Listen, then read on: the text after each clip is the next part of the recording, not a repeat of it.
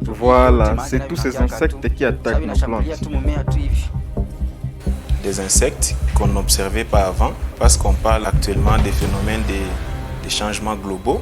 Le secteur agropastoral dans le Kivu est menacé par un certain nombre de facteurs. Aujourd'hui, les pluies viennent sous forme de grêle et détruisent toutes les plantes. Ce régime n'atteindra jamais la maturité. Aujourd'hui, il n'y a plus même de vin de bananier qui faisait la fierté de l'Est, qui était vraiment spécifique à des coutumes, mais ça n'existe plus. En pratiquement 2 jours, nous avons perdu toute notre exploitation.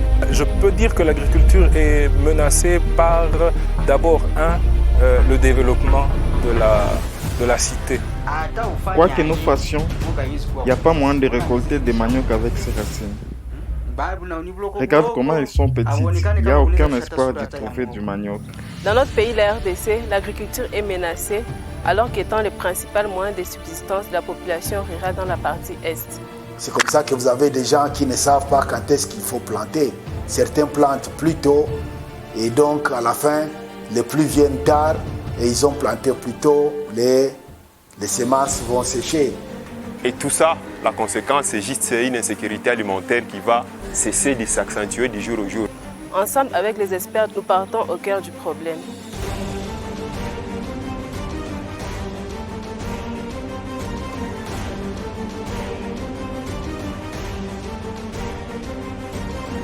L'intérêt que je trouve de ces documentaires, c'est le fait que plus de 80% de la population congolaise, surtout de l'Est du Congo, vit de l'agriculture. Or, ce documentaire est en train d'adresser les problèmes liés à l'agriculture. Ce documentaire va permettre de lier les problèmes des agriculteurs et quelque part on aura quelques solutions apportées par les chercheurs.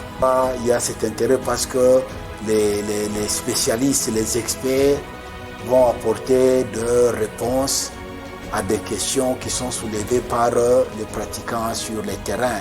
On ne voit que le produit, mais derrière, il y a un producteur. Et quand le producteur est contacté, celui-ci est mis en valeur. C'est aussi un pays qui regorge beaucoup de potentiel en matière de terres arables. C'est dans ce cadre-là que l'Observatoire a été créé. Donc, l'Observatoire est hébergé à la Faculté des sciences agronomiques et environnement, avec le but donc, de suivre l'état biophysique et de la forêt et des terres agricoles